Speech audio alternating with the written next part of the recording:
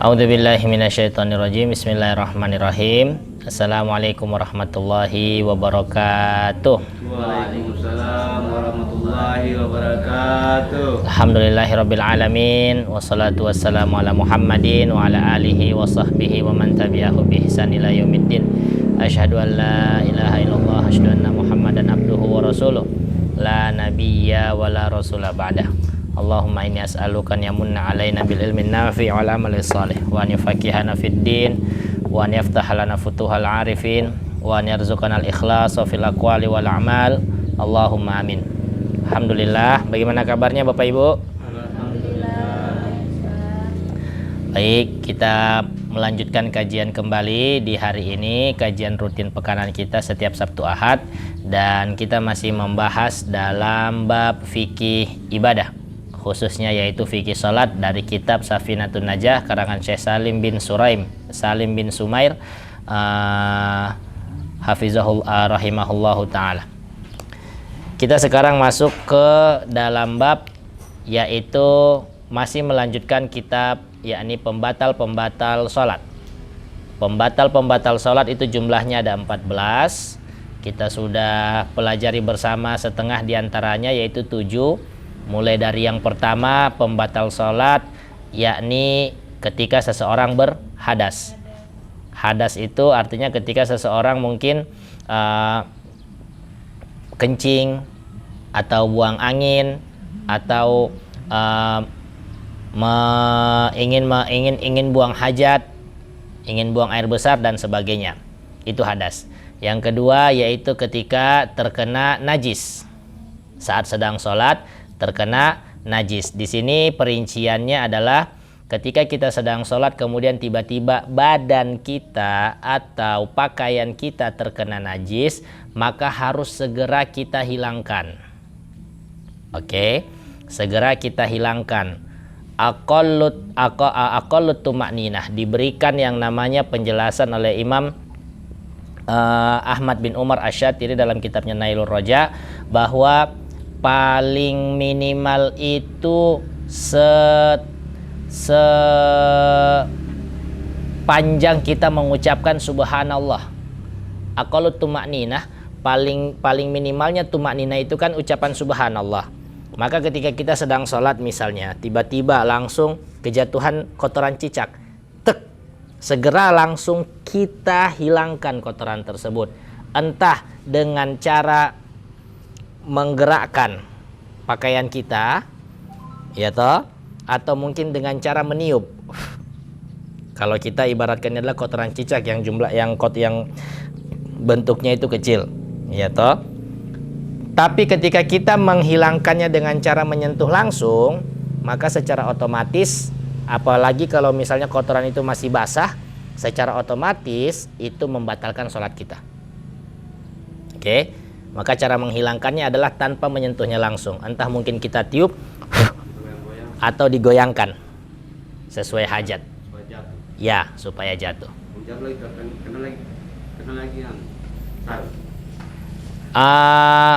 Bisa dihilangkan ke tempat lain toh.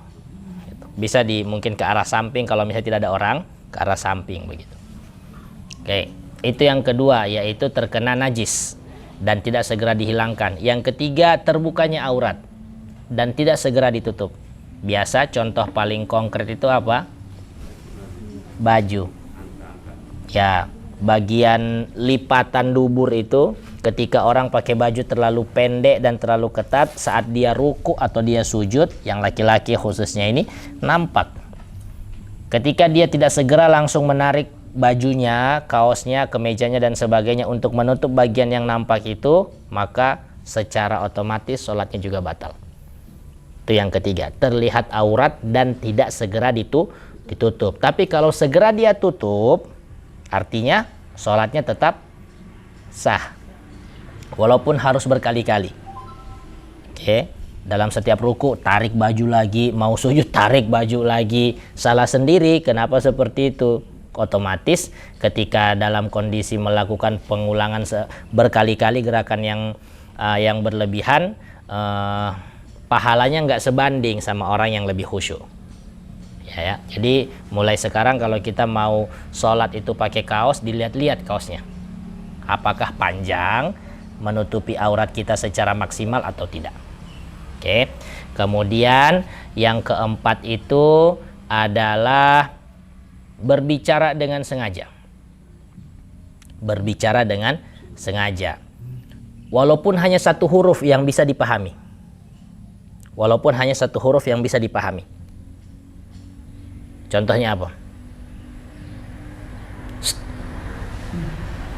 Kalau kita bahasa Indonesia ya, itu kan bisa dipahami. Orang ketika itu berarti maksudnya dia menegur, ya kan, supaya yang ditegur tuh noleh ke arah yang menegur.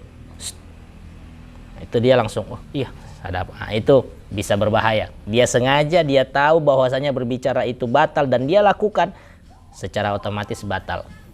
Ada kondisi-kondisi tertentu di mana bicara seseorang itu tidak dianggap membatalkan sholatnya. Yang pertama adalah ketika dia tidak punya ilmunya sama sekali. Dia tidak tahu kalau misalnya berbicara itu membatalkan. Kayak kasus yang di Pombewe waktu itu. Baribut. Anak-anak di belakang tuh, orang tua langsung spontan sedang sholat, hei baribut. Kita anggap misalnya orang tua tersebut tidak sadar dan dia tidak tahu bahwasanya itu bisa membatalkan.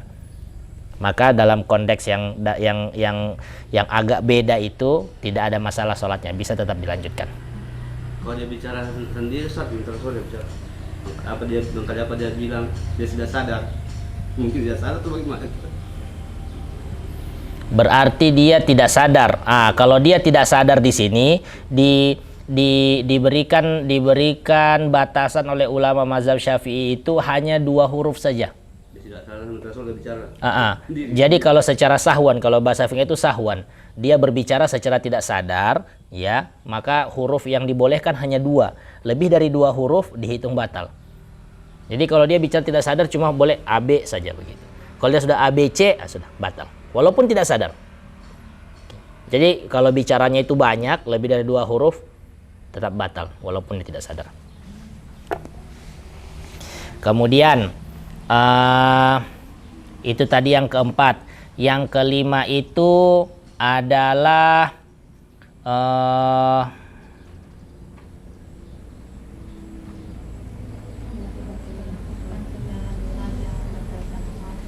segala sesuatu yang membatalkan puasa. Segala sesuatu yang membatalkan puasa ketika dilakukan saat sholat juga membatalkan sholatnya. Contoh kalau dalam mazhab Syafi'i itu yang membatalkan puasa adalah menaruh cotton bud atau sejenisnya masuk ke dalam telinga. Itu membatalkan puasa itu. Kalau dilakukan juga saat sholat, maka itu membatalkan puasa. Maka membatalkan sholat kita. Oke. Kemudian yang keenam itu makan yang banyak. Ya toh? Makan yang banyak. Mungkin orang sedang sholat, kemudian dia ada kue di dalam sakunya, dia habis beli di kios tadi, dia makan gitu misal. Walaupun dia tidak tahu, tapi kalau makan yang banyak seperti itu sudah dihitung batal. Oke. Kemudian yang ketujuh adalah bergerak lebih daripada 3 kali secara berturut-turut.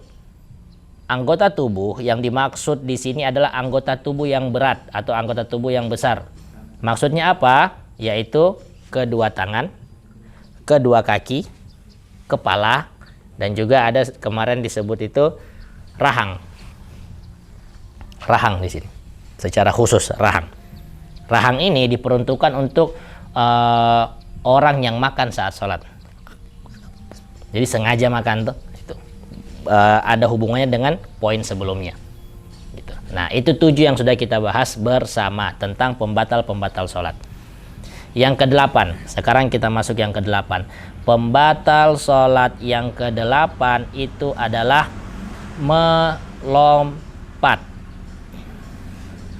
Melompat. Entah karena dia kaget atau mungkin karena dia sengaja. Entah lompatannya itu tinggi atau mungkin hanya lompatan yang rendah saja. Biasa ada orang yang mungkin gampang sekali dikagetkan begitu. Kemudian ada dapat teman yang jahil. Dia sementara sholat, mungkin sholat duha, jarang kelihatan sholat duha, tiba-tiba sholat duha langsung temannya jahil, ngagetin dari belakang, dia loncat kaget begitu, sudah dianggap membatalkan sholat.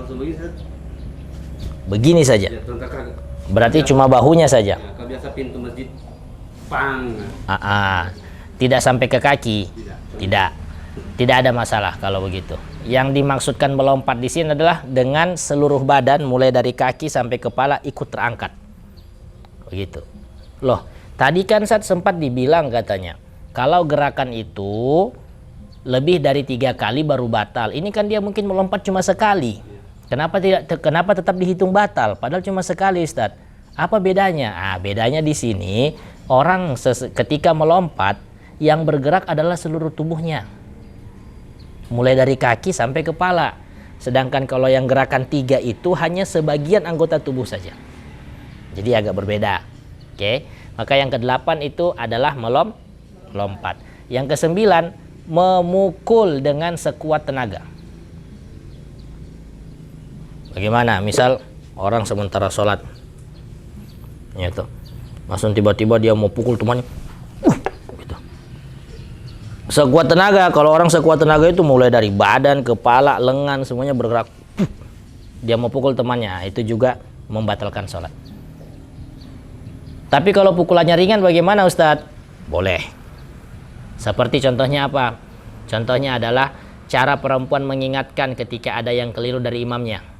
Itu kan pakai tepukan. Begini. Nah, ini pukulan yang ringan maksudnya. Dan ini boleh. Tapi kalau sudah sampai tidak boleh.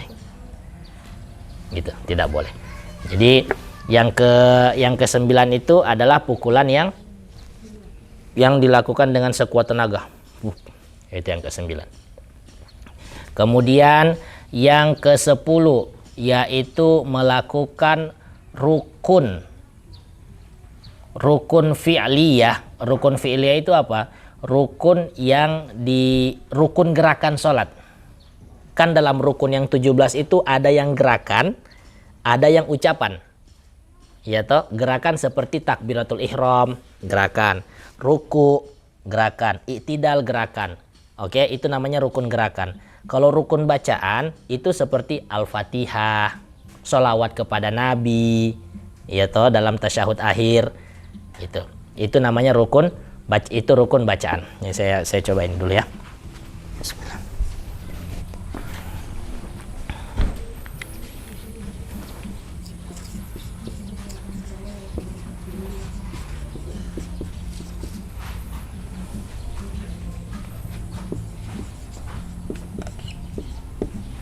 Rukun sholat ada 17, terbagi menjadi yang pertama yaitu rukun gerakan.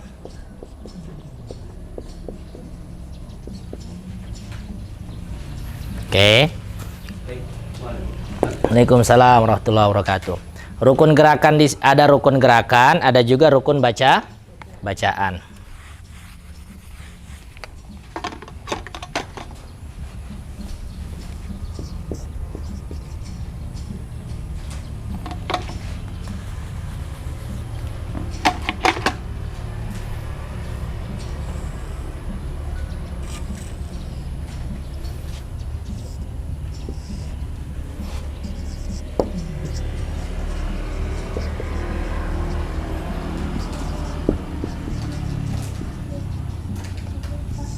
Ini saya singkat jadi R saja. R itu maksudnya rukun. Rukun sholat ada 17, ada rukun gerakan, ada rukun bacaan. Oke. Yang rukun gerakan itu contohnya seperti takbiratul ihram.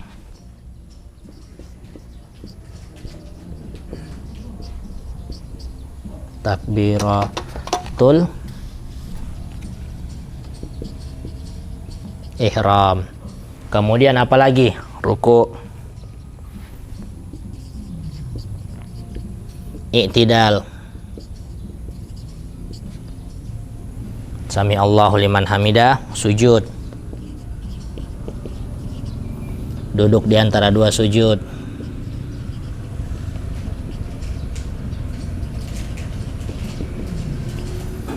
Duduk di antara dua sujud. Kemudian apa lagi? Tahiyat, tasyahud. Tasyahud awal atau tasyahud akhir? Akhir. Rukun. Akhir. Kalau tasyahud awal tuh abad, jatuhnya ke abad. Itu 2, 3, 4, 5, 6 tasyahud akhir. Kemudian tasyahud akhir salam. Tuh 2, 3, 4, 5, 6, 7. Oke, berarti harusnya di sini 10. Rukun bacaan mulai dari niat. Yang kedua Al-Fatihah. Kemudian yang ketiga tumak ninah di sini masuk ya. Tumak ninah. Tumak ninah berarti itu masuknya ke sini. Mohon maaf. Tumak ninah. Karena dia masuk ke dalam gerakan toh. Gerakan tumak ninah yaitu tenang sejenak dalam setiap ruku, i'tidal, duduk di antara dua sujud. Tumak ninahnya ada berapa kali? Ruku dan tumak ninah sekali. Oke. I'tidal dan tumak ninah, sujud dan tumak ninah, duduk di antara dua sujud dan tumak ninah. Berarti di sini tumak ninahnya 4 kali. 1, 2, 3, 4, 5, 6, 7, 8, 9, 10, 11. Total kan 11 di sini. Berarti di sini tinggal 6. Niat, Al-Fatihah, kemudian bacaan sholawat kepada Nabi,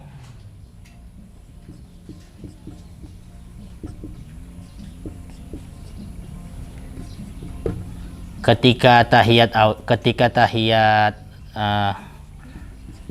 Allahumma sholli ala Sayyidina Muhammad wa ala ali Sayyidina Muhammad kama shallaita ala Sayyidina Ibrahim. Saat tasyahud akhir, kemudian itu 1, 2, 3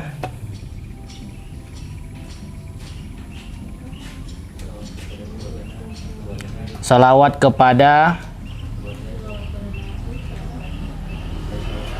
di tasyahud akhir keluarga Nabi,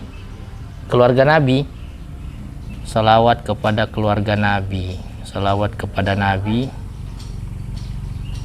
di tasyahud awal, yang kepada keluarga di tasyahud akhir. Coba kita hitung sama-sama dulu dari awal. Rukun sholat ada 17. Yang pertama niat, yang kedua takbiratul ihram, yang ketiga berdiri. Cocok, berdiri berarti lebih banyak digerakkan di sini. Berdiri ketika sholat fardu. Oke, berdiri ketika sholat fardu. Berdiri ketika sholat fardu bagi yang mampu. Kemudian yang keempat Al-Fatihah. Al-Fatihah masuk di sini. Kemudian yang kelima itu ruku. Yang keenam itu tumak ninah. Ruku, tumak ninah. Kemudian yang setelahnya itu i'tidal. Tumak ninah. I'tidal, tumak ninah. Kemudian setelahnya itu sujud, tumak ninah. 10. Sujud, tumak ninah. Sujud, tumak ninah. Yang ke-11 itu duduk di antara dua sujud, tumak ninah. 12. Kemudian duduk di antara dua sujud, tumak ninah. Selanjutnya itu ada tasyahud akhir. Kemudian duduk pada saat tasyahud akhir, salawat kepada Nabi pada saat tasyahud akhir, salam, tertib. Oke, berarti di sini lebih banyak yang di sini ya. Lebih banyak yang di sini daripada yang di sini. Ini secara garis besar rukun salat yang ada 17 itu terbagi menjadi 2, ada yang gerakan, ada yang bacaan. Nah, di antara pembatal-pembatal salat tadi adalah ketika kita melakukan rukun yang gerakan ini lebih dari yang seharusnya. Contoh, orang salat zuhur, ya toh, salat zuhur. Dia ruku, Allahu Akbar. Allahu Akbar. Kemudian dia bangkit dari ruku, sami Allahu liman hamidah. Kemudian ruku lagi, Allahu Akbar. Entah mungkin karena dia lupa atau dia sengaja. Kalau dia sholat zuhur, emang ada Ustadz orang yang sholatnya itu rukunya 2 kali tapi tidak batal? Ada. Sholat apa? Sholat apa? Sholat gerhana. Gerhana itu 2 kali ruku, 2 kali sujud. Jadi kalau kita, ini mumpung nanti kata ibu info-infonya mau ada gerhana ini, kalau nanti ada dari bapak ibu yang ikut sholat gerhana, bisa kita perhatikan nanti. Rukunya itu 2 kali. Jadi Allahu Akbar, Al-Fatihah, surat panjang, habis itu ruku. Allahu Akbar, Sami Allahu liman hamidah, baru baca Al-Fatihah lagi. Baru ruku lagi. Baru Sami Allahu liman hamidah, baru dia sujud. Begitu salat gerhana. Nah, di luar salat gerhana, ketika dia melakukan rukun gerakan lebih daripada 1 kali, itu sudah masuk pada pembatal salat. Oke? Jelas? Gerakannya sementara soal dia perbanyak kancing baju. Ah, itu dia jatuhnya ke poin yang terlalu banyak bergerak. Berarti batal. Perbaiki kancing bajunya nih, apa yang bergerak nih? Tangan. Seluruh tangannya? Tangan. Hanya telapak tangan begini? Jari. Jari. Kalau jari tidak ada masalah. Kita sudah sepakat kemarin, sebagaimana penjelasan di kitab, yang membatalkan itu adalah gerakan yang dilakukan oleh anggota tubuh yang besar. Iya, biasa kan hilang Ustaz, ada kancing baju yang kelihatan Terbuka. Jadi itu pas sudah melakukan sholat, kan rupanya ini. Ya, itu kan tangan kita bergerak sekali, keangkat sekali. Yang lebih banyak bergerak nanti kan jari-jari. Itu baru terhitung 1 kali. Itu. Kalau sudah garuk-garuk lagi di belakang, perbaiki lagi kopiah, sudah semua diperbaiki, ya toh, itu sudah baru batal karena gerakan tangannya sudah lebih daripada 3 kali berturut-turut, begitu. Sementara takbir Ustaz.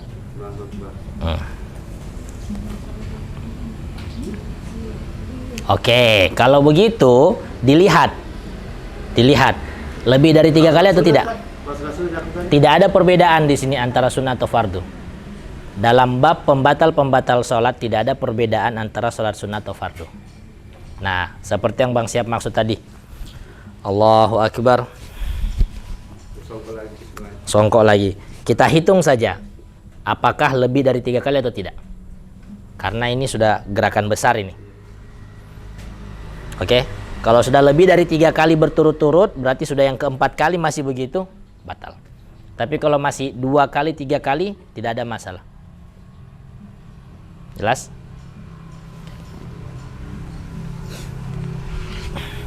Berarti yang ke-10 tadi apa? Yang ke-10 adalah melakukan rukun gerakan lebih daripada yang seharusnya. Rukun gerakan tadi yang seperti itu. Oke. Kemudian yang ke-11 yaitu, nah ini, perhatikan. Mendahului imam dalam rukun gerakan lebih dari 2 kali. Mendahului imam dalam rukun gerakan lebih dari 2 kali. Ini Ustaz, biasa kan ada imam yang bacaannya Allah takbirnya itu lama. Allahu Akbar. Itu bagaimana itu? Tunggu saja sampai dia punya takbir selesai. Itu biasanya jadi masalah ketika kita sedang sujud kemudian mau bangkit berdiri. Karena kita nggak melihat nih posisi imam apakah sudah selesai atau belum dia bergeraknya toh. Nah, itu biasa jadi masalah di situ. Maka supaya cari amannya, tidak tercederai sholat kita, tunggu saja sampai dia punya takbir selesai. Walaupun kita mungkin tinggal sendiri sujudnya, orang lain di sekitar kita kanan kiri sudah mulai berdiri, tidak ada masalah. Demi supaya sholat kita tidak batal.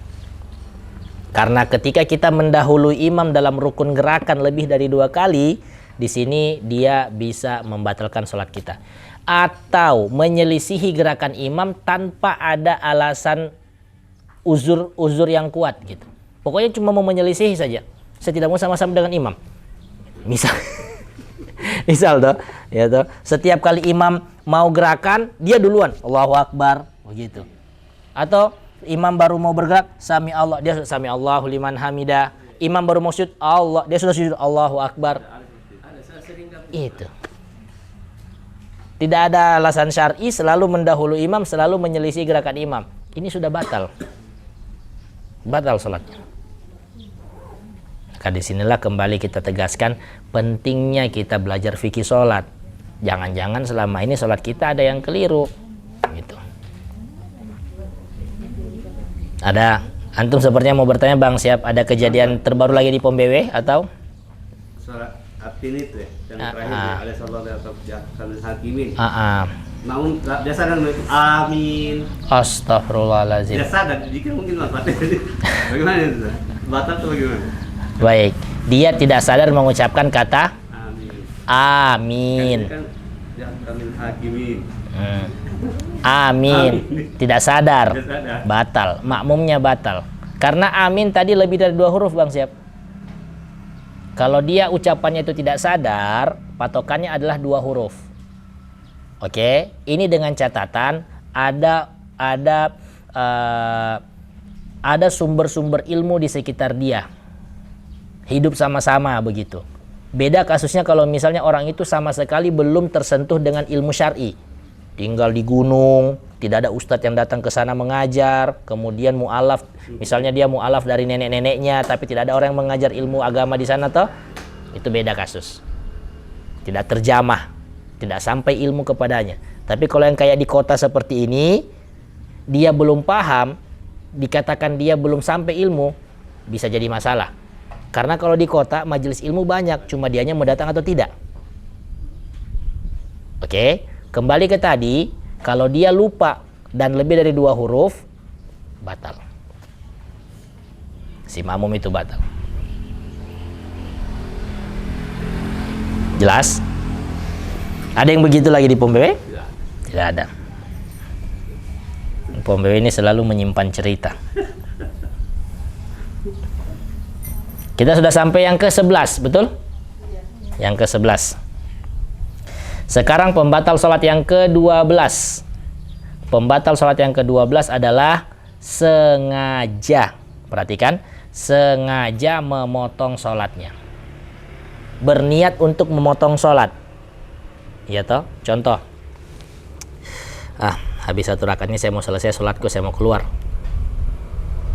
Misal, dia mungkin sholatnya cuma untuk main-main saja atau untuk hal-hal yang tidak khusyuk gitu. Dia sudah berniat dalam hati, saya 1 rakaat saja, setelah 1 rakaat saya mau keluar. Ya toh? Saat dia sudah hadirkan niat seperti itu, sudah batal sholatnya. Oke? Itu yang dimaksud dengan berniat memotong sholat dengan sengaja. Yang kedua, yang ke-13, tadi yang ke-12, yang ke-13 wa bi ta'liqi qat'iha bi syai'in, atau berniat dengan sesuatu, jika terjadi maka dia akan membatalkan sholatnya. Jika terjadi maka dia akan membatalkan sholatnya. Contoh, saya sholat, oke, depan saya imam, saya bilang, kalau imam ini tiba-tiba terbang, langsung saya batalkan sholatku.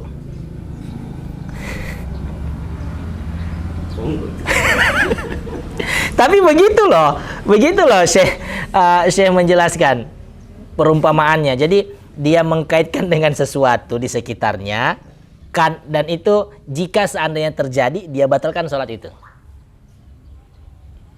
Oke, seperti tadi contohnya. Kalau imam di depanku tiba-tiba terbang, ini saya batalkan sholatku. Tapi apakah imamnya terbang? Tidak. Atau misal dia bilang, kalau misalnya tiba-tiba babunyi teleponku, saya langsung batalkan sholatku. Langsung batal itu. Walaupun belum terjadi, langsung batal. Kalau angkat, menurut dia toh, yang imam itu menurut dia kurang fase atau kurang apalah toh, dia bacaannya dia sudah berjamaah tapi niatnya sholat sendiri, tetap dia ikut berjamaah di situ tapi niatnya sholat sendiri karena imamnya mungkin imam itu berjamaahnya, mungkin tidak pahala berjamaahnya mungkin diambil. Ada yang begitu ya? Ya, sholatnya tidak sah, sholat jamaahnya tidak sah.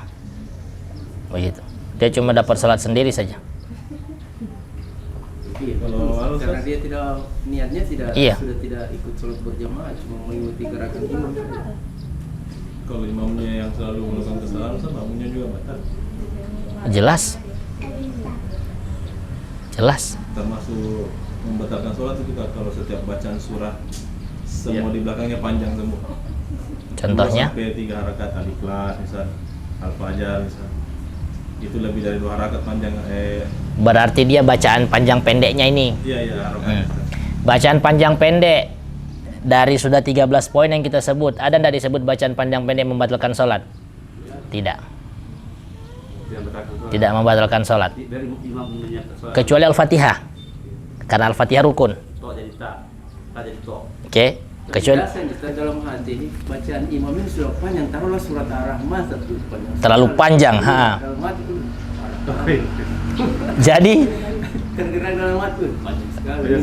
cuma panjang sekali saja, dongkol gitu, dongkol. Oh, panjang sekali bacaan imam ini. Kalau cuma dongkol sampai sebatas itu tidak ada masalah. Tapi kalau sampai komio bilang, duh panjang sekali kayak semua keluar saya dari sholat, batal. Begitu. Sama dengan tadi niat untuk memotong sholat, batal langsung. Biasa ada ustadz jadi imam suratnya panjang. Ya, makanya di situ saya jadi ingat kisahnya Mu'az bin Jabal yang dimarahi sama Rasulullah Shallallahu Alaihi Wasallam gara-gara baca surat terlalu panjang di waktu Isya. Makmumnya orang-orang tua kebanyakan. Gitu. Sampai Rasulullah marah besar. Rasulullah itu kalau marah besar dalam sirah Nabi, Rasulullah ketika marah besar karena masya Allah saking bersihnya wajah beliau, kelihatan sekali merahnya. Kalau marah besar itu kelihatan wajahnya memerah. Dan Mu'az sampai dimarahi sebesar itu. Afattanun anta ya Mu'az, afattanun anta ya Mu'az. Apakah kamu ingin menyebarkan fitnah wahai Mu'az? Apakah kamu ingin menyebarkan fitnah wahai Mu'az? Hanya karena bacaan terlalu panjang. Jadi yang mungkin mendapatkan amanah imam di masjid-masjidnya, oke, kita sesuaikan dengan kondisi jamaah kita. Gitu. Kalau mau murojaah bacaan, sholat tahajud atau sholat duha atau sholat sunnah sendiri, silahkan murojaah bacaan yang panjang-panjang. Biar komio mau baca 1 rakaat 1 juz tidak ada masalah. 10 lembar toh, tidak ada masalah. Gitu. Tapi kalau kita melihat kondisi itu mungkin kurang kondusif untuk diajak bersama membaca bacaan panjang, sudah. Tidak ada masalah komio cuma baca wal asri sama kul huwallahu ahad. Sholat juga tetap sah. Misalnya Ustaz, panjang bacanya imam Ustaz. Yang di belakang sudah mampu, apakah boleh berduduk? Kalau duduk boleh. Nah sudah belum selesai yang itu bacaan, tapi kita sudah Boleh, nggak ada masalah. Selama tidak pernah terbesit dalam hatinya, saya semua keluar, saya semua batalkan. boleh duduk. Boleh duduk. Gitu. Oke. Jadi yang 12, 13, 14 ini semuanya berkaitan dengan niat. Yang ke-12 itu adalah hadir dalam hatinya niat untuk memotong sholat. Seperti tadi kita bilang apa? Kalau saya cuma mau ikut 1 rakaat saja, habis itu saya mau potong. Baru hadir niat begitu, rakaat yang pertama itu sudah tidak dihitung. Oke. Yang kedua, dia mengkaitkan batalnya sholat dengan terjadinya sesuatu. Seandainya imamku di depannya tiba-tiba terbang, langsung batal sholatku. Saya mau kasih batal sholatku. Tuh. Oke. Yang terakhir yang ke-14 adalah ragu-ragu dalam sholat. Ragu-ragu itu secara otomatis membatalkan. Oke. Ragu-ragu secara otomatis membatalkan. Biasa kasusnya ini terjadi bagaimana Bapak Ibu? Ketika orang mau buang hajat. Misalnya tahan kencing. Sedikit lagi sholatnya, tinggal 2 rakaat atau tinggal 1 rakaat, tapi dia tahan kencing. Ya toh? Kemudian muncul keraguan dalam dirinya, aduh kalau saya tahan kencing ini batal tidak sholat gue? Tidak boleh. Pertama, dari segi menahan kencing saja itu sudah membatalkan sholat orang tersebut dengan dalil tersendiri. Yang dari hadis Aisyah radhiyallahu taala anha yang artinya tidak ada sholatnya seseorang yang menahan keluarnya hajat. Baik itu kencing ataupun kentut. Menahan saja itu sudah otomatis membatalkan. Yang kedua adalah karena muncul keraguan-raguan dalam hatinya. Masih bisa dilanjut tidak sholatku ini ketika saya tahan kencing ya? Masih bisa dilanjut tidak? Nah, ini sudah keraguan-raguan. Itu sudah secara otomatis membatalkan. Paham? Tapi ada kadang-kadang kasus, Bapak Ibu. Kasusnya itu adalah keluar angin. Tapi kita ragu, ini kentut atau bukan? Karena rasanya itu kayak cuma, mohon maaf, mungkin cuma di antara lipatan pantat saja. Tidak betul-betul kayak orang kentut, put gitu, tidak. Pernah merasakan kasus seperti itu? Nah, itu ada. Kenapa Ibu Apri di belakang ketawa, Ibu Apri? Kalau terjadi seperti itu, maka ini ada hadisnya secara khusus. Kata Rasulullah Shallallahu Alaihi Wasallam bahwasanya itu adalah permainan setan. Maka jangan keluar dari sholat hatta tasma'u sautan au tajidarihan, sampai kita mendengar suara kentut atau suara angin atau kita mencium baunya. Itu yang saya maksud, yang merasa itu. Kadang-kadang orang mau pindah gerakan antara ruku ke sujud atau ruku ke itidal, kayak ada keluar angin ini. Ya toh? Muncul was-was itu. Muncul was-was itu toh. Disitulah itu yang namanya permainan setan. Maka jangan keluar dari sholat kecuali Bapak Ibu mendengar suara atau mencium bau. Itu. Kalau sudah mendengar salah satunya saja, mendengar suara, biar cuma kecil, sudah. Tabe. Langsung batalkan saja sholatnya komi. Jangan tunggu nanti orang habis sholat, siapa tadi kentut, siapa tadi kentut. Bikin bikin heboh. Bikin heboh satu ini. Langsungnya dituduh anak-anak, padahal anak-anak tidak kenapa-kenapa. Itu anak kayaknya bak kentut. Oke. Maka itulah ke-14 yang namanya pembatal-pembatal sholat. Ini wajib dihafal, khususnya bagi ibu-ibu binaan. Oke. Yang pertama dihafal itu fardu wudu atau rukun-rukunnya wudu. Ada 6 itu. Rukun-rukun wudu ada 6. Kemudian yang kedua itu pembatal-pembatal wudu. Pembatal-pembatal wudu ada 4. Oke. Kemudian yang ketiga rukun sholat. Ini sebenarnya inti dari kajian kita. Rukun sholat ada 17. Ab'ad sholat ada 7. Pembatal sholat ada 14. Banyak sekali Ustadz. Tidak banyak. Tidak banyak. Kalau kita membayangkan sambil melakukan sholat, kita urutkan satu-satu, mudah dihafal. Mudah dihafal.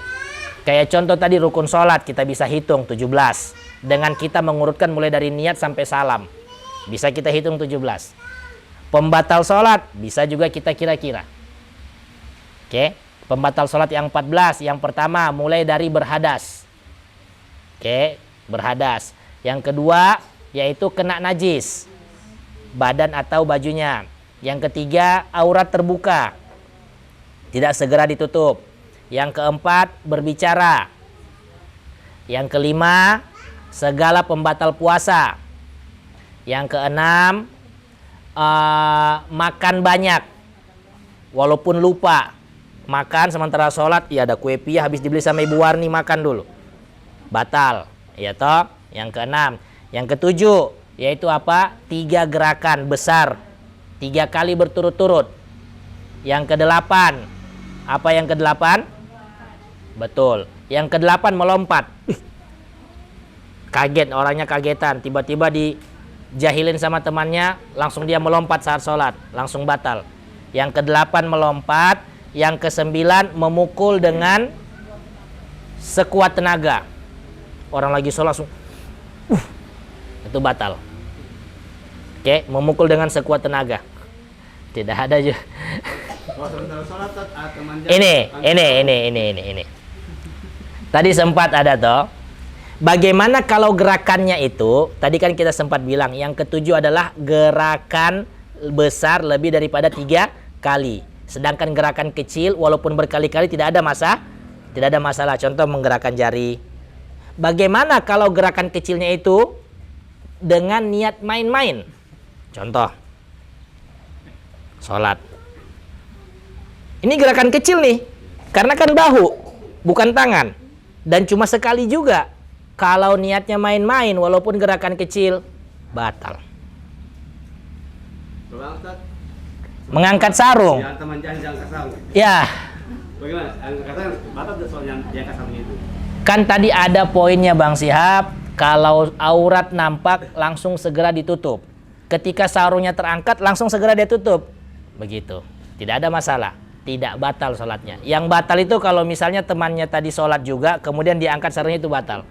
Ya toh, bukan cuma batal, mau kena tempeleng. Saya tidak tutup, saya selalu saya balas. Di peringatan juga Ustaz. Kalau dia pakai sarung, usahakan Pakai celana.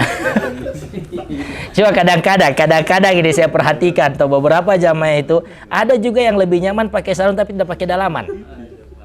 Kan kelihatan kadang-kadang itu. Wa nauzubillah, sampai biasa itu sarungnya kelipat di bagian belakang tuh nampak kelipat dengan bagian lipatan pantatnya. Astagfirullahaladzim, ini bapak tidak pakai celana ini. Kelihatan sekali. Bikin kita yang di belakang jadi kurang khusyuk. Astagfirullah, liatin sarung kelipat gitu kan. Astagfirullahaladzim.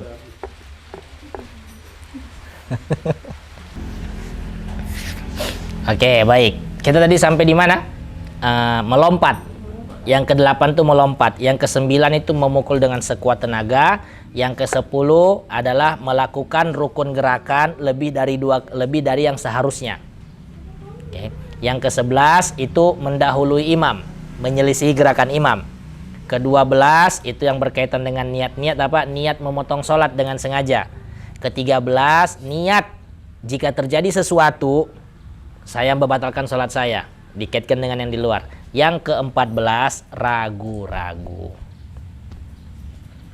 Oke. Ada pertanyaan tentang pembatal sholat? Apa Ki? Kalau misalkan yang gerakan, ada kan kalau lagi sholat itu biasa kayak tak maju keluar. Biasanya orang kalau tak maju keluar saya lihat pernah ada tak maju sampai tumitnya itu jinjit. Sampai jinjit begini kayak gerakan, apakah itu masuk gerakan melompat? Berarti dia maju sampai jinjit gitu ya? Iya. Tidak masuk lompat. Karena lompat itu ketika seluruh kakinya terangkat dari lantai.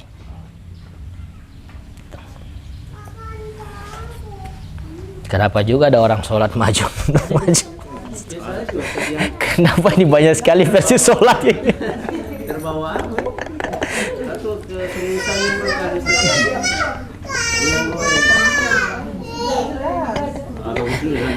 Sama kan biasa kalau orang khusyuk itu di beberapa masjid seperti di daerah Tangki Bangke dulu. Kan biasa ada beberapa jamaah itu kalau habis sholat, la ilaha illallah, la ilaha illallah. Begitu toh? Saking khusyuknya mereka, saya sempat bertanya, kenapa sampai kepalanya geleng-geleng? Saking khusyuknya gitu. Saking khusyuknya. Pernah saya dapat video di media sosial toh, ada pasang suami istri. Sepasang suami istri pergi ke seperti apa museum dinosaurus gitu toh. Kemudian langsung suaminya bilang begini, Bun, mau lihat dinosaurus syar'i. Dia arahkan HP-nya ke dinosaurus yang lagi geleng-geleng. Begini, kepala itu dinosaurus geleng-geleng gini, langsung dia bilang la ilaha illallah, la ilaha illallah. Allah Ustaz. Begitu. Maka banyak hal-hal yang aneh ya ketika kita membahas tentang sholatnya yang terjadi di lingkungan sekitar kita. Orang sholat itu sampai maju mundur, subhanallah. Belum pernah saya dapat itu. Ada lagi kasus-kasus aneh di sekitar. Yang di samping Al-Fatihahnya terlalu keras. Tidak seharusnya begitu. Walaupun sholatnya masing-masing sah. Ya toh, masing-masing sah. Cuma perlu ditegur. Rasulullah saja pernah menegur para sahabatnya ketika para sahabat itu mengikuti bacaan surah Rasulullah. Mengikuti bacaan surah Rasulullah di belakang. sampai suara mereka terdengar sama Rasulullah mengikuti bacaannya. Selesai sholat langsung Rasulullah tegur dengan teguran yang agak keras. Maka kalau ada teman yang seperti itu atau mungkin tetangga yang seperti itu terlalu keras bacaan Al-Fatihahnya, tegur saja, tidak mengapa.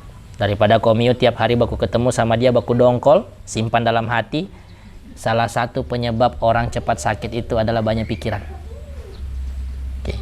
Jadi pikiran-pikiran yang tidak seharusnya kita pikir tidak usah dipikir, langsung sampaikan saja. Tapi dengan cara yang bijak dan hikmah. Kalau masalah sholatnya masing-masing tetap sah. Ada lagi? Sholat? Tidak ada. Kita masuk ke bab baru. Faslun alladzi talzamu fihi niyatul imamah arba'un. Oke. Al-jumu'atu wal mu'adatu wal mandhuratu jama'atan wal muqaddamatu fil matar. Beberapa sholat yang wajib di dalamnya menyertakan niat imam. Kita kemarin waktu membahas tentang perkara niat, kita bilang niat itu cukup bagaimana? Usolli, kemudian menjelaskan fardunya, usolli fardu, kemudian sholatnya apa? Usolli fardu zuhri. Begitu sudah cukup, betul? Nah, di bab ini ingin dijelaskan lebih lanjut tentang niat yang paling afdol, yang paling sah itu bagaimana. Oke. Yang pertama, ketika sedang sholat berjamaah, maka ucapan makmuman atau berniat untuk menjadi makmum di belakang imam itu wajib supaya terhitung pahala jamaah. Maka contoh, usolli fardhu zuhri makmuman. Itu niat yang paling sempurna. Tidak harus menyebutkan rakaatnya, mustaqbilal kiblati, tidak perlu. Usolli fardhu zuhri makmuman. Kalau imam, ya pasti imaman. Oke, pasti imaman. Usolli fardhu zuhri imaman. Terus dalam 4 sholat yang akan kita sebutkan ini khusus. Harus menyertakan imaman ketika niatnya khusus untuk bagi yang imam. Karena keempat sholat ini tidak mungkin terlaksana kecuali dia berjamaah. Yang pertama itu apa? Jumat. Sholat Jumat. Lazim, wajib imamnya di depan mengucapkan imaman. Usolli fardul jum'ati imaman. Kapan disebutkan itu? Ketika memulai gerakan. Oke. Allah, langsung dalam hati hadirkan. Usolli fardul jum'ati imaman. Allahu akbar. Tidak apa-apa Allahnya agak panjang, nggak ada masalah. Supaya bisa menghadirkan niat itu nggak ada masalah. Karena dalam bacaan Allah itu dikasih keringanan panjang sampai 16 harokat. Yang 5 harokat saya sudah panjang sekali. Kalau belajar mengaji 5 harokat saya sudah panjang sekali. Apalagi kalau sampai 16, tidak ada masalah. Yang masalah itu kapan? Ketika barnya yang panjang. Allahu Akbar.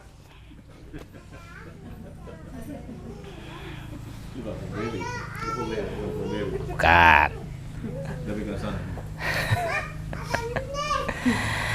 Jumat imamnya wajib menyertakan niat imam, makmumnya pun sama. Jadi niat imam dan makmum itu hukumnya wajib saat berjamaah. Yang imam wajib menyertakan imam, yang makmum wajib menyertakan makmum. Ketika tidak disebutkan, sholatnya hanya terhitung sholat sendiri walaupun melakukan gerakannya bersama-sama. Yang kedua, mu'adah. Mu'adah itu apa? Mengulangi sholat. Mengulangi sholat. Masih ingat yang kemarin, kalau misalnya ada teman masbuk, tidak dapat teman di sekitarnya untuk jadikan teman sholat, kita menawarkan diri untuk jadi teman sholatnya, dan dia ternyata belum terlalu lancar sholatnya, kita jadi imamnya, maka wajib menyertakan imaman di situ. Usolli salat az-zuhri mu'adah imaman lillahi ta'ala. Atau boleh Ustaz, dia mengantar, dia sholat sendiri, dia mengantar bacaan sholatnya. Dia sudah selesai sholat, boleh kita yang jadi imamnya? Dia sudah sholat duluan? Saya Enggak, dia sudah sholat sendiri duluan? belum, dia masbuk. Oh, tapi kita menawarkan diri ke dia. Boleh, Kita boleh. bertanya, kita menjadi imam sama dia. Boleh. Kita mengulang sholat, tapi kita yang imam. Boleh. Itu. Saya kira tadi antum bilang kan tadi sempat dia sholat sendiri. Iya toh, dia sudah sholat sendiri, masbuk, tiba-tiba antum maju mau jadi imamnya. Ini Diselak begitu. jarang terjadi kecuali kalau di Pombe. Saya tidak tahu bagaimana kalau di Pombe. Bagaimana ini biasanya? Usolli salata zuhri misalnya, atau usolli salata zuhri mu'adatan atau mu'adah imaman gitu. Mu'adah imaman. Mu'adah itu artinya mengulang. Mengulang sholat zuhur gitu. Iya. Oh, bukan kita niatnya sholat sunnah begitu Ustaz. Enggak, niatnya tetap sholat zuhur mengulang, tapi pahalanya dihitung pahala sunnah. Pahalanya dihitung pahala sunnah. Oh, berarti begini, Pak. Imamnya tadi antara tidak mau menimbulkan permasalahan. Saya tadi imamnya ini biasa kurang fase. Nah, tetap saya ikut kalau jamaah. Habis itu saya ambil sholat sendiri. Karena imamnya tadi ini kurang fase sholatnya. Kenapa antum tetap bertahan dengan imam yang tidak fasih bacaan Al-Fatihahnya? Karena secara otomatis ketika Al-Fatihahnya keliru, antum batal sholat antum. Tidak ada gunanya dilanjutkan. Al-Fatihahnya ya. Atau mungkin bacaan-bacaan takbir perpindahannya itu dia juga salah, otomatis batal sholat kalian yang jadi makmum di situ. Dan itu dosa ditanggung imam. Ya, misalnya tadi itu sudah saya antara yang menunjukkan permasalahan, saya tadi sholat di situ. Sia-sia, lebih baik tinggalkan saja. Tetap saya mau ulang. Tetap harus mengulang. Saya terserah tadi antara ikut dulu, pas selesai salam, saya sholat sendiri. Iya, harus begitu. Harus begitu. Maksudnya Bang Siap mau selesaikan dulu sholat. Iya, saya paham. Beliau tetap mau menjaga supaya tidak timbul permasalahan.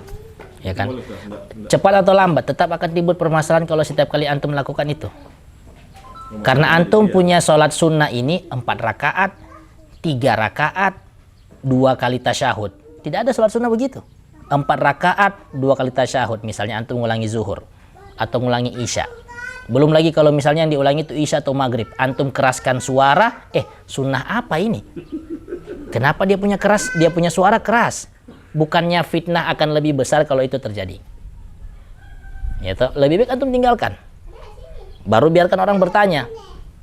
Kenapa kaumnya selalu tinggalkan kalau tidak, atau misalnya kenapa kaumnya tidak mau sholat kalau ada dia yang imam? Sampaikan apa adanya. Biasa aja cari kita sekarang. Dia mana tadi ambil? Dia sholat sama saat tadi. Kalau sudah sampai tahap dicari, berarti kaumnya orang penting di situ. Kalau sudah orang penting, berarti ada kesempatan untuk mendakwahkan imamnya. Nah gitu. Bisa dia pikir. Dikasih tahu, Pak, bacaan Bapak ini salah, tolong diperbaiki. Daripada dosanya Bapak yang tanggung semua. Tok jadi tak jadi tok. Gitu. Siratal mustaqim. Atau sudah tak jadi to, mim jadi nun. Siratal mustaqim. Biasa kan Ustaz yang jadi imam ini orang Bugis. Allah. Itu jadi sah. Taro. Selama itu dia bukan bacaan Al-Fatihah, masih dibolehkan. Gitu. Tapi kalau sudah Al-Fatihahnya yang bermasalah, mohon maaf, ini sudah berkaitan dengan rukun dan itu batal. Entah dia Bugis bukan Bugis, kalau sudah Al-Fatihahnya salah, batal. Rokbin, bukan Rokbin. Alhamdulillahi Rokbin, salah. Tinggalkan langsung. Salah. Langsung tinggalkan kalau begitu. Antum langsung tinggalkan. Ya, tinggalkan. Tapi habis itu antum kasih tahu dia, jangan begitu. Tapi kalau orangnya Batu. iya. Yang penting antum sudah kasih sampaikan hujah. Itu. Kalau keluar bahasa kayak Bu Desi, apa kau tahu kan kita sudah lebih lama di sini. Ya wallah wassalam lah kalau sudah seperti itu toh. Wassalam. Pindah masjid, mohon maaf. Yang penting kita sudah sampaikan, kita juga menyampaikannya bukan untuk ngajak gelut, bukan untuk ngajak berkelahi, kita sampaikan dengan hikmah, dengan pelan-pelan gitu. Niatnya siapa tahu yang bersangkutan mau merubah, Kalau yang sangkutan malah menanggapnya dengan cara yang Ya. negatif, ya sudahlah, kita lebih baik meninggalkan. Kalau yang langsung saya sampaikan itu langsung menghafal itu saya sampaikan. Tidak berubah juga. Saya berubah juga. Sudah. Tidak usah sholat ketika dia imam. Tidak usah sholat ketika dia imam. Bagaimana? Kita kan dia tahu. Tadi kita kan dia tahu dia menjadi imam. Ketika tiba-tiba dia jadi imam, ya sudah keluar. Langsung begini saja Mas. Langsung pegang perut. Oh, sakit perut. Keluar. Mau dia apa? Kita lanjut juga, kita tahu sholat kita nggak sah. Tuh. Berarti lebih afdol sholat sendiri. Tidak pernah dibilang sholat sendiri itu lebih afdal daripada jamaah, tidak pernah. Kalau misalkan keadaannya seperti itu, misalkan masjid yang satunya, Iya, jauh. hitungannya kita sampai orang sudah selesai. Ya kan cuma sekali toh. Sholat setelahnya pindah masjid langsung yang jauh itu. Waktu itu. Ya sudah, sholat sendiri mau diapa? Pahala jamaah juga. Qadarullah wa masya'afal. Sudah takdir, kita tidak bisa menerka-nerka kan? Akan terjadi seperti itu, misalnya baru pertama di situ. Begini, Ustaz. Kalian teguh dosa hati. Nggak bisa. Nggak bisa begitu. Antum komio bilang, antum yang tanggung dosanya. Ya tapi komio punya sholat juga tidak sah. Kalau komio tidak ulangi komio punya sholat, padahal sudah tahu ilmunya, sama juga sama-sama berdosa. Yang satu berdosa karena tidak tahu sholat, yang satu sengaja meninggalkan sholat. Gitu. Ini kasihan jamaah yang lain Ustaz, kalau kita tidak menyampaikan. Betul, itu sebenarnya. Kita memikirkan kondisi jamaah yang lain. Maka harus kita sampaikan kepada imam yang seperti itu. Terlepas bagaimanapun responnya setelah disampaikan. Berubah, alhamdulillah. Tidak berubah, kita punya tanggung jawab terhadap ibadah kita. Maka dilakukan dengan bijak apa? Gerakannya yang kurang sempurna. Kalau gerakan tidak ada masalah. Selama dia ada tumak ninah. Ya toh. Kalau gerakannya kurang sempurna karena tidak ada tumanina, ini yang masalah. Allahu Akbar, Allahu Akbar, Allahu Akbar, sami Allahu liman, Allahu Akbar. Itu masalah itu. Biasa ada yang rukuk sampai di lutut sini tangannya. Tidak ada masalah. Walaupun gerakannya itu tidak sempurna, tapi tidak sampai membatalkan sholat. Dia yang rukun begini. Makanya rukun dan pembatal itu harus dihafalkan. Rukun dan pembatal harus dihafalkan biar kita tidak ragu-ragu lagi sholat. Sudah jauh-jauh kami datang ke sini belajar fikih sholat, tidak hafal dia punya pembatal. Nanti ketika sampai di rumah lagi, dapat kasus-kasus yang aneh. Sholatku bagaimana? Sholatku bagaimana? Kita berilmu untuk apa? Diamalkan. Kalau kita berilmu tidak untuk diamalkan, ya rugi. Kita kembali ke tadi. Sholat-sholat yang wajib menyertakan niat imam ketika dia menjadi imam. Yang pertama Jumat. Yang kedua mengulangi. Yang ketiga nazar berjamaah. Ada nazar berjamaah? Ada. Misalnya kalau kita ini satu kelas, kalau kita semua lulus ini satu kelas dari kelas 3 SMA ini, kita adakan sholat duha berjamaah. Nazar kita itu. Nah ketika terjadi lulus semuanya, maka saat sholat duha berjamaah ini imamnya wajib menyertakan imaman. Nazar berjamaah. Yang keempat wal muqaddamah fil mator.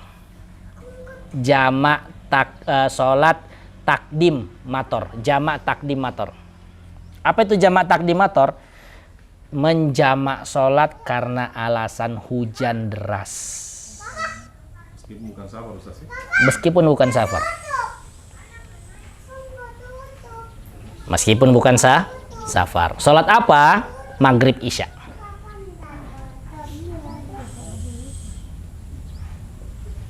Kalau di kampung kami di Poso, di beberapa musola atau masjid sudah terbiasa melakukan itu. Hujan deras sekali, mulai dari mau sholat maghrib sampai selesai sholat maghrib masih deras. Ya toh? Maka dilakukan jamak, langsung sholat isya saat itu juga, tapi tidak qasar 4 rakaat isyanya. Ya toh? Di waktu maghrib kan jamak takdim. Jamak itu mengumpulkan, takdim itu memajukan waktunya. Zuhur asar itu kami mengambil pendapat ulama yang tidak membolehkan. Karena secara jelas itu hadisnya di Muslim itu terjadi ketika malam hari. Malam hari saja. Waktu maghrib isya. Tapi dengan syarat begitu mulai dari sholat maghrib, hujan deras, sampai selesai salam, masih hujan deras. Tidak ada tanda-tanda mau berhenti. Jangan di awal itu hujan deras, kemudian ketika salam sudah rintik-rintik. Ayo jamak mator. Tidak bisa. Tidak bisa. Gitu. Misalnya Ustaz, imam tidak melaksanakan. Imam tidak melaksanakan, Iya. ya, tidak ada masalah. Kita Ini melaksanakan. silakan yang mau melaksanakan. Ini kan bukan paksaan. Ini kan bukan Kan paksaan. kita mengikuti imam Ustaz. Bukan kita mengikuti imam. Mungkin imamnya belum paham. Antara dua, imamnya belum paham atau memang imamnya tidak mau melaksanakan. Berarti bisa Ustaz. Nah, so, Ganti imamnya. dari maghrib. Hujan terus sampai subuh salam. Tapi imam tidak mengerjakan. Saya ikut berjamaah di situ. Boleh saya jamak mator sendiri. Jamak mator sendiri? Boleh. Kalau sudah berhenti hujan, Ustaz, Antum mau jamak mator sendiri? ya sudah. Antum mau jamak mator sendiri? Sendiri. Mau jamak mator sendiri? Nggak boleh. Nggak boleh. Jamak mator harus berjamaah. Astagfirullahaladzim. Jamak mator harus berjamaah. Gitu. Jadi 4 sholat ini wajib berjamaah. Jumat, mengulangi, nazar berjamaah, jamak mator. Jamak takdim mator. Dalam niatnya harus menyertakan kalimat imaman saat menjadi imam. Adapun yang lain-lain, selama dia itu sholat berjamaah, kalau kita jadi makmum, wajib kasih sertakan makmuman di belakangnya. Wajib menyertakan makmuman. Kalau ganti imam, jamak matornya bisa. Tapi nggak ada yang mau berjamaah. Boleh. Berarti ganti imam. Iya.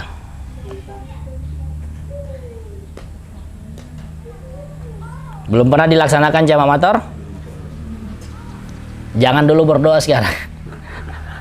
Kapan-kapan insya Allah. Kita lah. Ya. Kapan-kapan kita coba laksanakan beberapa sunnah Rasul toh. Sesekali dilaksanakan, paling tidak sekali seumur hidup pernah dilaksanakan jamak mator. Ini juga jamak mator ini harus kita perhatikan kondisi sekitar. Kalau jamaah nggak paham, jangan kita lakukan dulu sampai ada sosialisasi. Kalau tidak ada sosialisasi nanti malah menimbulkan fitnah.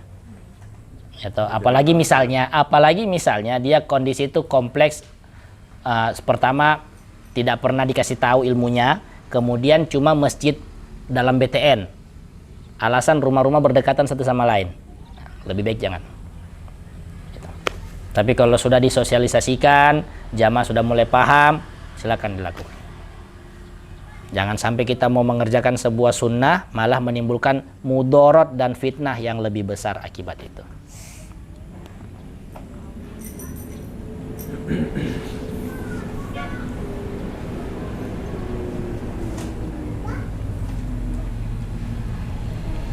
Ada pertanyaan?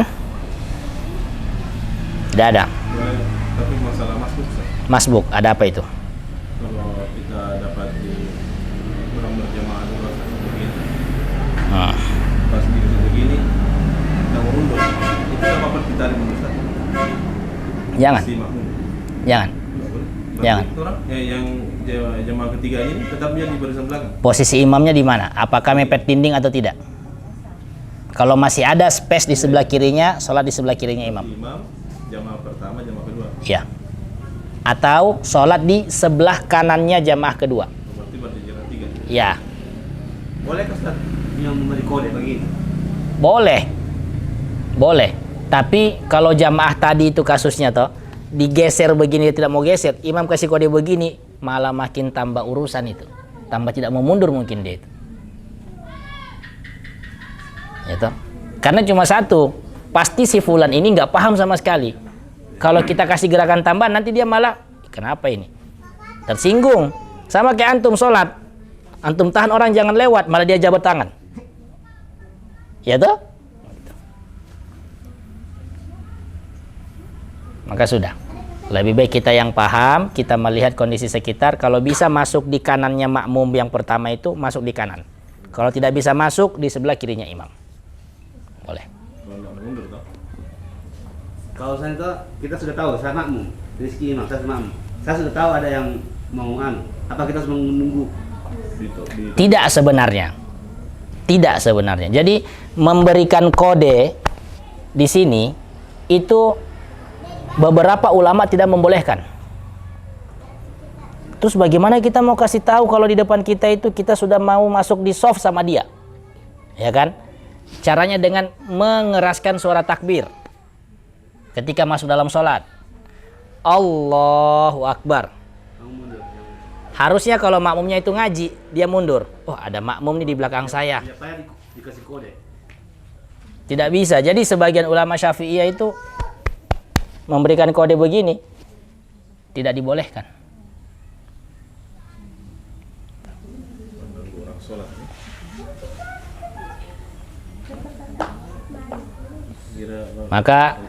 Maka apa yang harus kita lakukan setelah ini? Apakah tetap kasih kode pundak atau bertakbir keras-keras aja? Sesuaikan dengan kondisi. Sesuaikan dengan kondisi. Ya toh. Kalau kita sudah pernah kasih tahu tentang masalah ini, nah, lakukan. Tapi kalau belum, bismillah, kode saja dia. Berarti yang datang dari dia yang bertakbir di belakang. Iya. Jadi saya mundur. Betul. Dia keraskan. Ada juga dia Ustaz. Yang ada yang di sisi saja imam. Ya kode, tapi masih di sini. Di belakangnya kita. Jadi kita mundur kita tabrak-tabrak. Masih takut. Jadi kalau saya ini dari tadi penasaran Bang Syam ini sholat di mana saja kah? Banyak betul dia punya kasus. Kita apa sih Ustaz? Nggak apa-apa menengok, Ustaz. Hah? Pas ditok begini kan mundur, nggak apa-apa menengok maksudnya. Boleh, tidak ada masalah. Menengok. Iya. Menengok. Macam-macam betul kasusnya ini. Masya Allah, Masya Allah, tabarakallah. Saya rasa seumur berbicara itu. Berbicara. Ya Allah, tidak ada masalah. Jadi kalaupun harus, ya sudah kalau seperti itu kasusnya kan kita posisinya yang apa nih? Yang mundur. Iya. Nengok aja. Lirik di mana dia pun. Lirikan mata kan nggak membatalkan sholat, termasuk gerakan kecil Ji. Lirikan mata.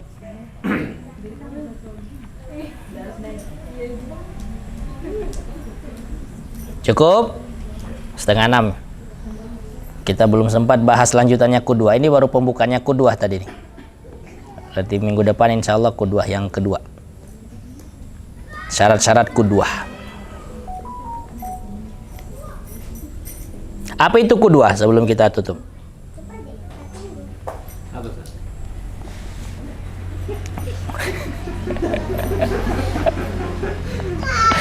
Nggak apa kan saya bertanya itu. Qudwah ini adalah tentang pembahasan bab siapa saja yang boleh dijadikan imam.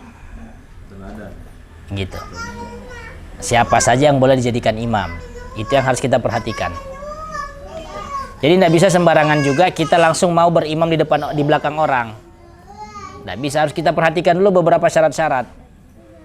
Apa saja syarat-syaratnya? Pekan depan kita bahas insya Allah.